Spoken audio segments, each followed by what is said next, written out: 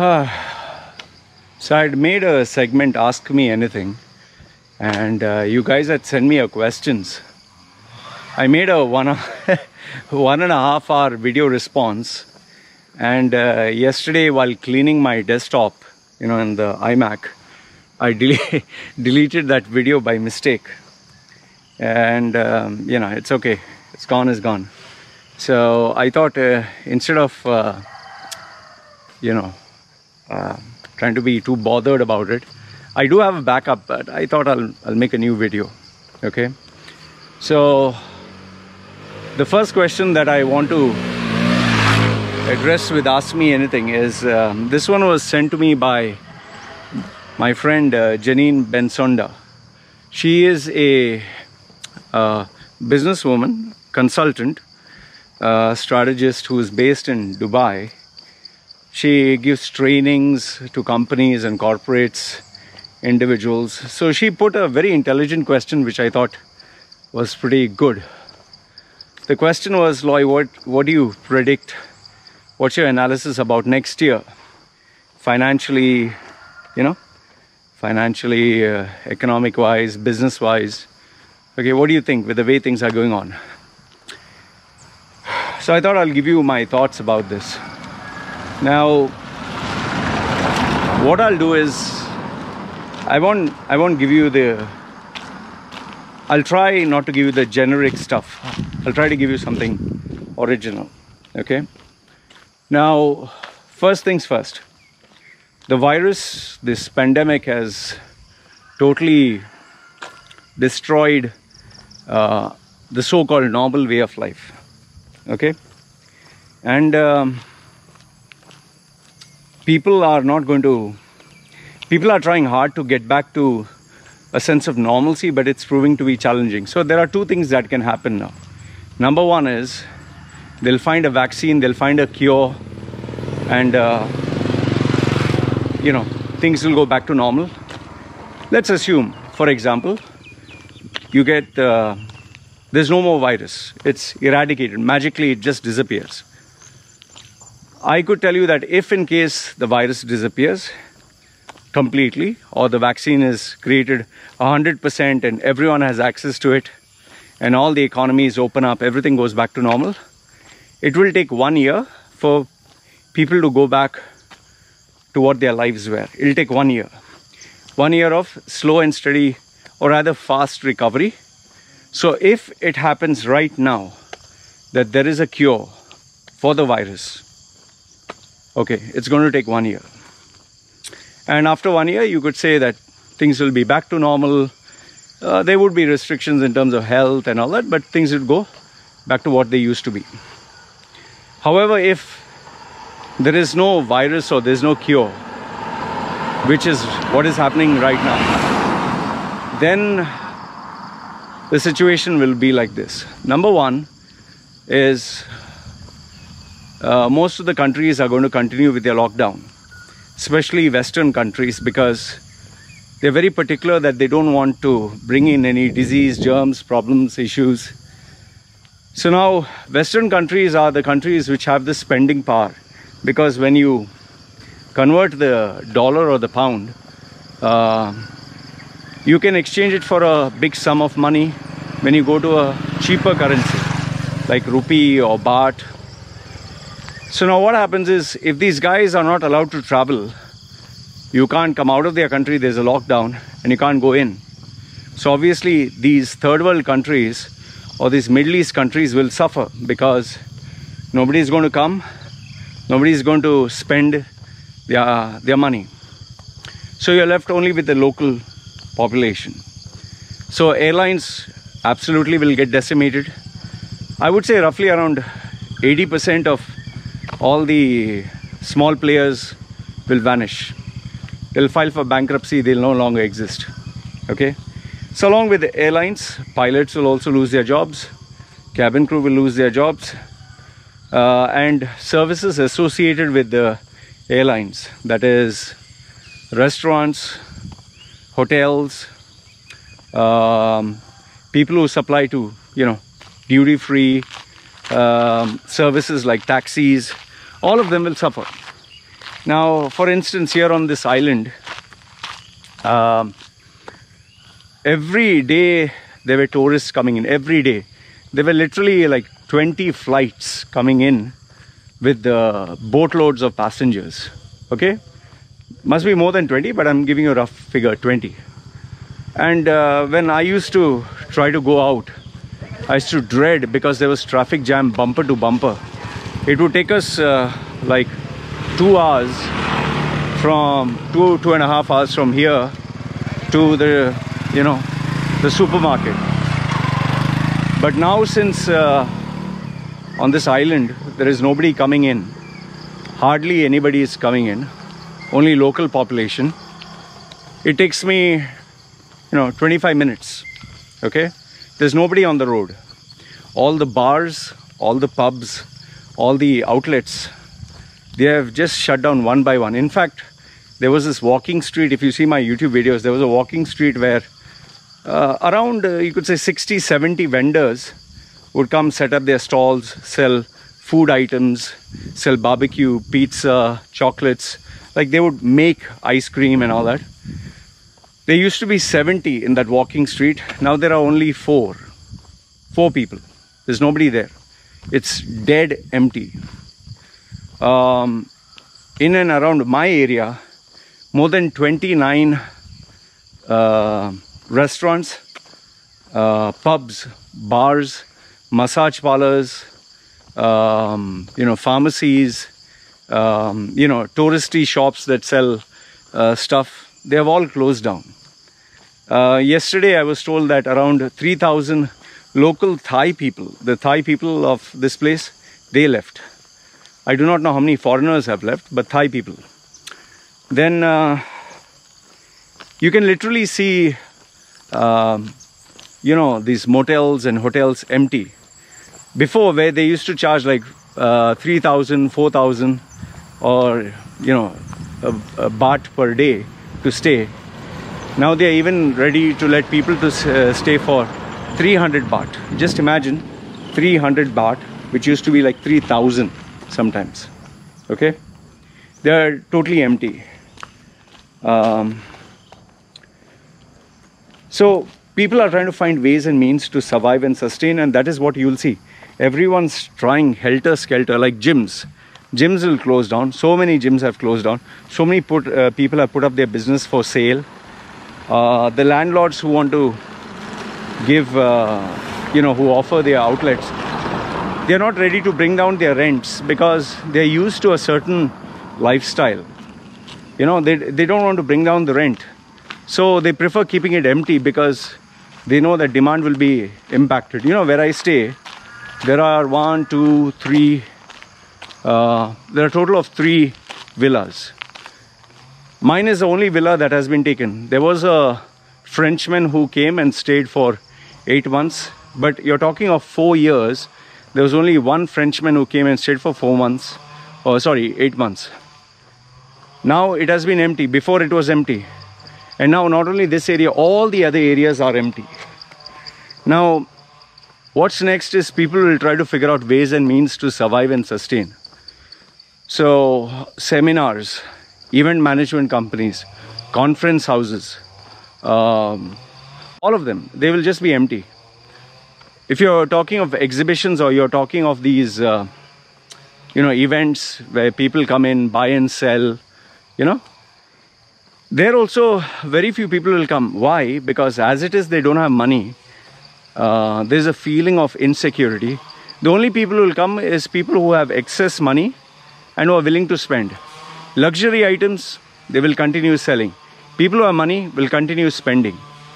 But you're talking of the majority population that will not spend. Now, corporate houses, they are not going to spend any money on training. They are not going to be bothered. They will say, we don't give a damn about training. You want to train? Do it through Skype or Zoom, or do it through any of these internet-based applications. And given that you don't have to physically travel, they will even pay you less. And if you say, no, I can't work for this price, they'll find out somebody else. And believe it or not, There are enough and more desperate people out there. Then here's another thing which I know for a fact is happening. All the people who have lost their jobs, the employees, they have to survive. They have children, they have expenses, they have credit cards, they have loans, they have their family. You can't just, uproot yourself from where you're staying and just go to a new country and start from scratch. Because even if you do that, the other country is suffering, its economy is suffering. It's not going to be like, hey, welcome, come, do what you want. No, it's going to be equally hard. In fact, it'll be double or three times harder because you're going to a new place. So people in general would not want to leave their comfort zone. So what is the option? Now, when you don't have a job, you obviously need a visa in these countries. So most of these people will take a freelance visa, or they'll open up a company, or they'll open a virtual company or whatever. Almost everyone will do that. And that will give the rise to consultants, people who provide service. Now here the issue is, everybody is jumping into providing a service, giving advice, giving guidance. They will give you anything from strategy to productivity to time management, all this stuff. But the problem is, when you have so many people offering this advice and there is no baseline to evaluate what is your qualification, who is bothered? See, I'll give you a small example. There are so many people who were DJs before, who were anchors before, who were models before, who were film actors or whatever. They have started coaching. There is happiness coach, there is passionpreneur coach, there is confidence coach, there is empowerment coach, there's coactive coach, there's life coach. I wouldn't be surprised if there's a death coach also. Then there's performance coach, then there's weight loss coach. So any particular subject, there is a coach for it. Okay.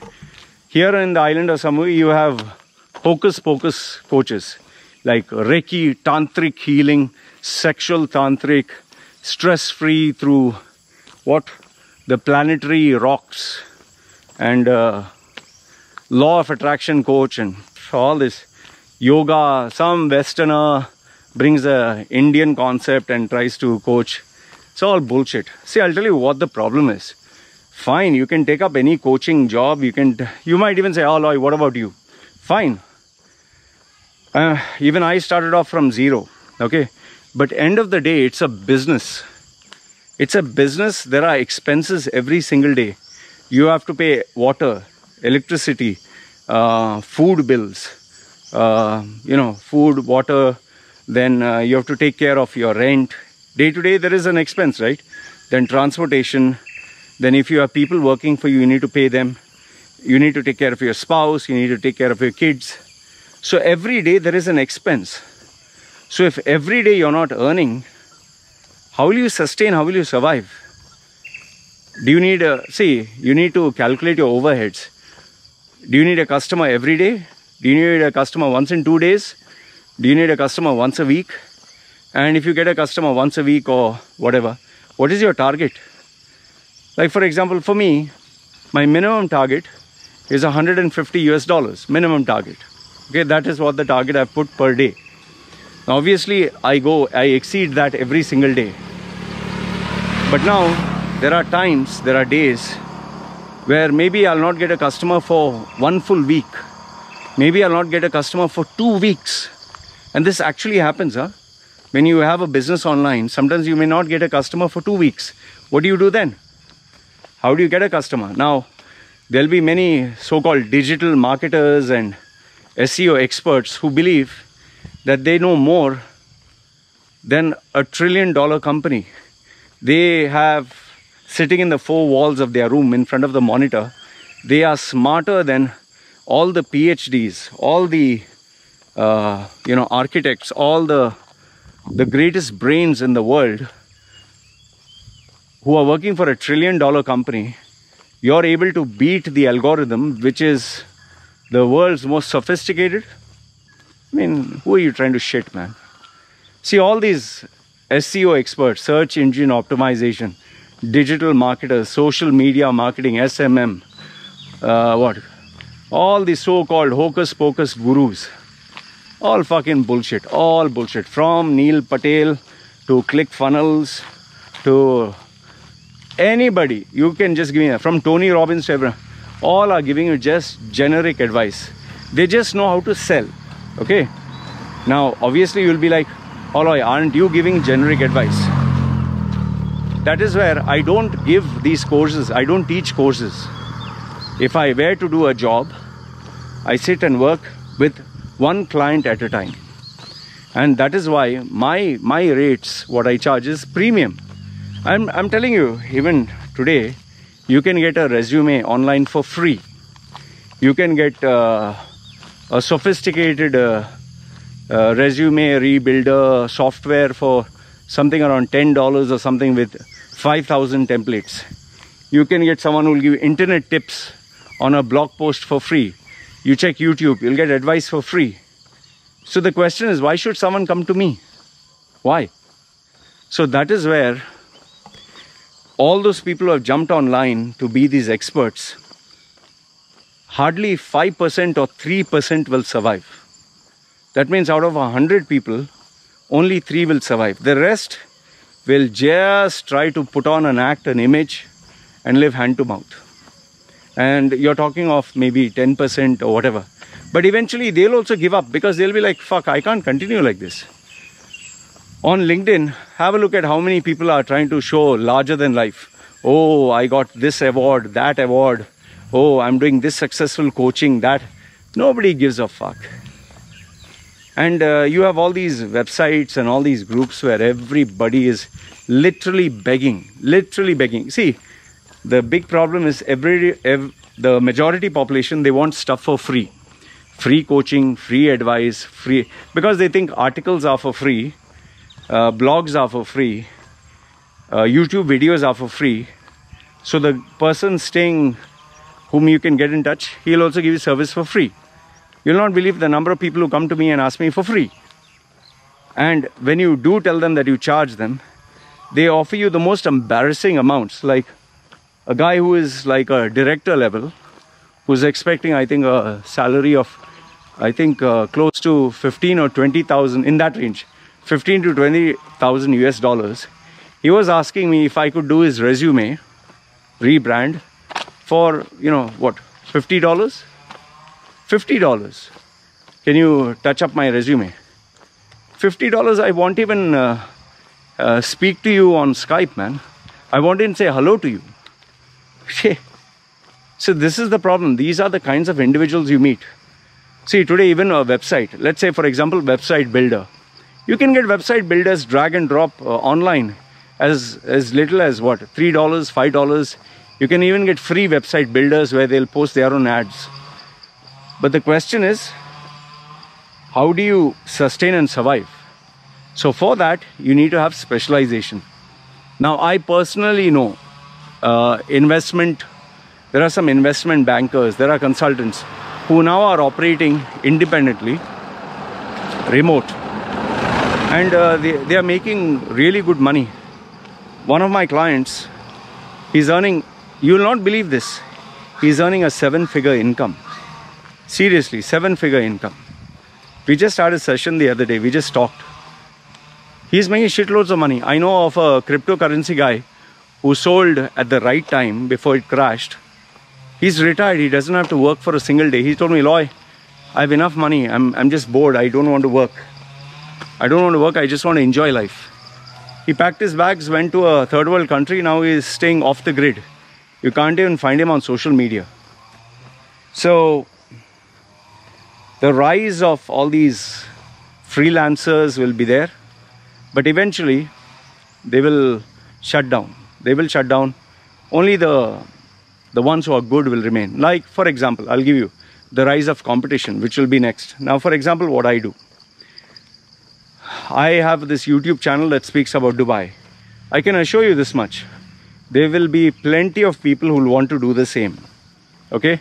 They will start a news channel. They'll start a reporting channel, they'll share, they'll try to do what I'm doing. And I can assure you this much, they will do it better. They will do it better. They will be smarter, they'll be sharper, they'll have better production, better quality, a better presenter. They will be, I can assure you this much, whomsoever competes with me, they will be 10, 20 times better. They will get plenty of subscribers. They'll get plenty of followers. In fact, if you check the number of followers that I have on my video, on my channel, it's maybe 30,000. I can assure you this much, my competition who comes, they will get close to 100,000, 500,000. They can get up to that much within few weeks. Okay? But then what is the problem? Why am I not worried? The reason I'm not worried is, to do what I'm doing, it's not high production value, it's not an amazing video, it's not an amazing news channel. There are plenty of news channels, CNN, BBC, Reuters, all of them are there. And nobody gives a hoot about an expat's point of view. There are plenty of expats who have these, there are already channels out there. The thing that makes my channel unique is me, is Loy Macedo. The tattoos, the logic, the style. It's not high quality production value or effects or...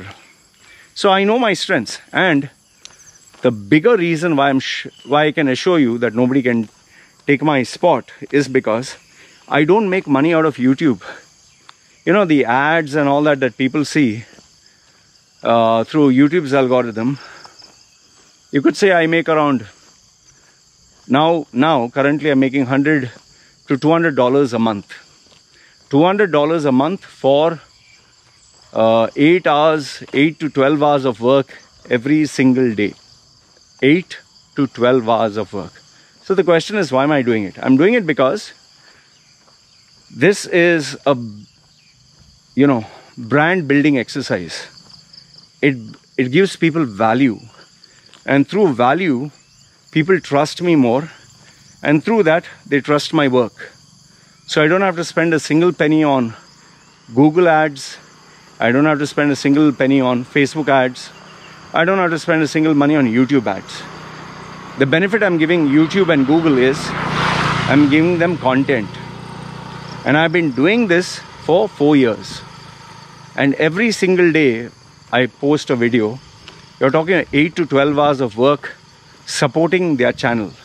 So they in turn tell people, okay, there's a guy, this is his video. People watch my video for free. They don't give me any money, nothing.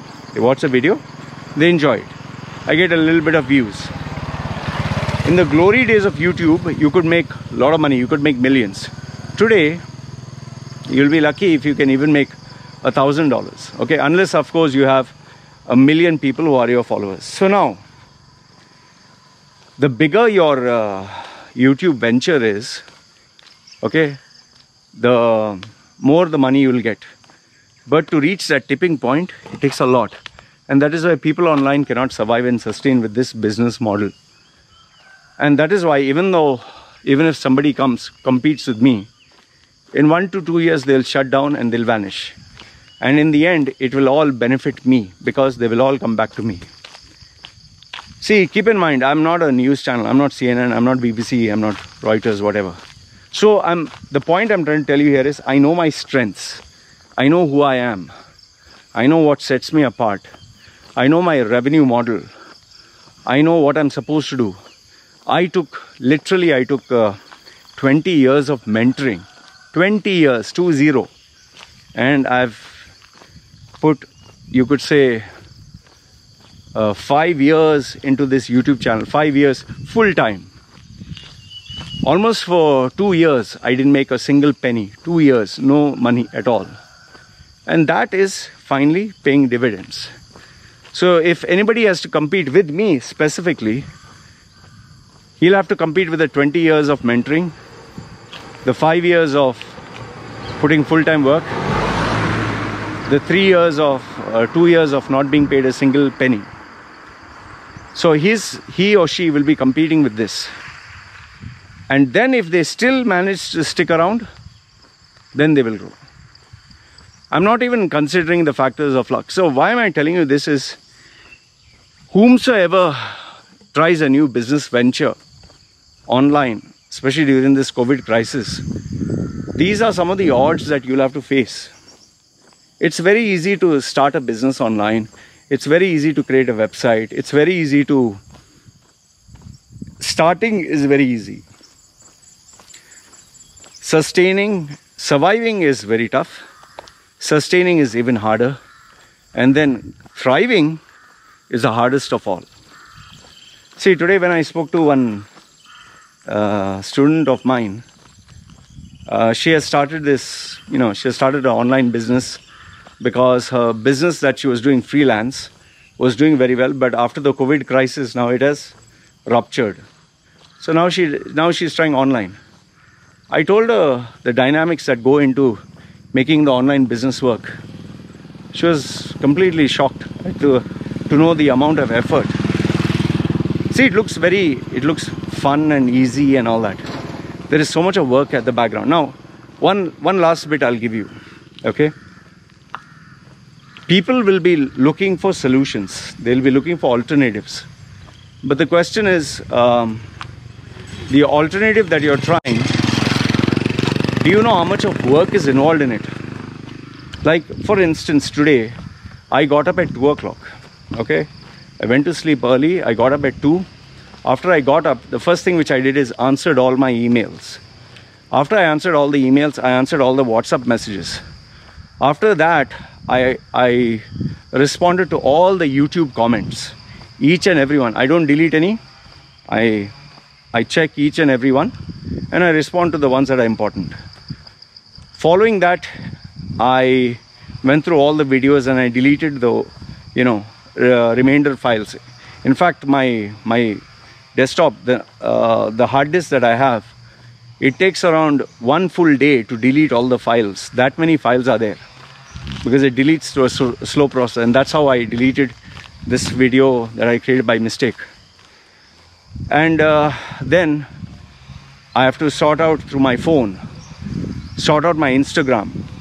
It has to be up to date. Sort out my Facebook. It has to be up to date. Check every message, everything on Twitter. So every social media, I operate independently. And the reason why I do it alone is to bring down the overheads. Yes, I do have a team, but I use them only when I'm inundated. Let's say I had this project whereby I was helping people get jobs, okay, because the employers paid me the money. I took on that big project because the money was good. I got a team. I told them this is a project-based work. Once I got the team, we worked on it for 1 month, completely did our best, literally focused on 30,000 plus emails, went through each and every one, answered all of them, individually gave them service, finished. So now, by the time I finished all my, sorting it out, answering emails, I went for my run, and now I'm making the video. Now after I make this video, I'll go check anything is required for the house, go for maybe a bit of shopping, to buy groceries, come back, have a shower, eat food. I'll edit this video. That will take around, I think, 3 hours or so. Transferring from this GoPro to the iMac, from there doing the individual editing, after that putting the output, uploading it, writing the description, putting the tags, and then after that designing the thumbnail, and finally after I get it ready, I'll put it on Facebook, I'll put it on my WhatsApp groups, I'll put it everywhere. And that is one video. Just imagine, one video for 1 day, okay? And in between, if there's any breaking news or anything I have to share, I have to upload it.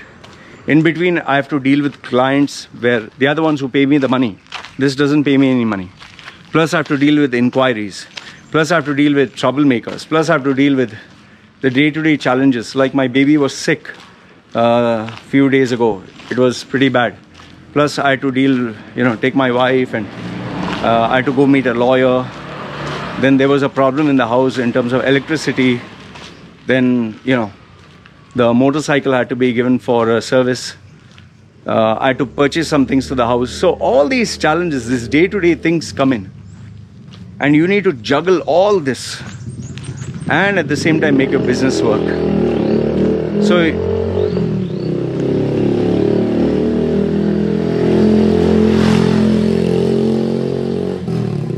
you can imagine the amount of effort, time, money, the challenges. And mind you, even after doing all this, after putting the video, speaking to clients, giving them service, answering, maybe I'll end up 24 hours with no money. Maybe the next day also no money. See, have you ever thought about this, that every day I put up a video? Just think about it, that I not only have to put up a video, I have to think of a concept, I have to keep the video interesting, I have to keep viewers following me, I have to deal with all the challenges. How do you do all this? See, right now when I see the time, it's around 33 minutes, okay? I've spoken for 33 minutes. This is a skill. You can't just talk for 33 minutes if you don't have the experience of having done this. I've been doing public speaking for 25 years, man. So the bottom line, what I'm saying is, these are the skills that will be required in order to survive and sustain during this pandemic. Being good at a particular task, having the proper guidance, knowing what is to be done, knowing how to market and sell yourself, focusing on your strengths and not your weaknesses, being aggressive about it, being obsessed, not losing sight of your end goal no matter what happens. Having the obsession, the tenacity, the creativity, to keep doing and not stopping, and adjusting and adapting with the changes. That's the only thing that will help. For all those people who followed the pre-COVID style of doing things, that is running a gym, running a health club, doing seminars, doing events, anything related to the airline industry, having saloons, massage parlors, even retail outlets, all will shut down, because this model worked when things were normal, when people could travel and people could move. It doesn't work now. Now the only thing that will work is you need to know how to market and sell yourself to the best. Written form, spoken communication, and through miscellaneous means. That is, anyone searches for you, that is social media or Google, you appear. Don't try competing with buying Google AdWords like. That's why I never focus on the word personal branding. I focus on Loy Macedo. And what I do is I add value without paying a single penny. I give people what they want. They want, like this, ask me anything. It's giving you what you want. So when you keep your customers happy without taking anything, your reputation, your brand, your trust, your integrity builds up. And it's a long haul journey. It's not going to happen overnight. So yeah, this is what my prediction is. Next year, plenty of bankruptcies, plenty of bankruptcies, plenty of job losses. The new jobs that will be there will come, but with maybe 40-50% less. But the key players, the key ones who are really good at their job, they will continue charging a bomb. Like Amazon, Google, Facebook. You'll not believe they pay 3 times, 4 times, 5 times what they'll pay, anybody else just to get the best talent. So if you have the talent and skill, you'll always make big money. But for the general population, you have to know how to sell yourself if you have to get a good deal. If you don't know how to sell yourself, you don't know how to market yourself, you don't know, personal branding, as they say it, you don't know how to do that, you'll not survive, sustain. The future of the business is online. That much I can assure you. It's online. That is without a doubt. this brick and mortar, the sustenance of that is now highly unpredictable, at least for the next 5 years. So this virus has changed everything that we know. It's never going to be the same. And I can assure you this, that even after this gets over,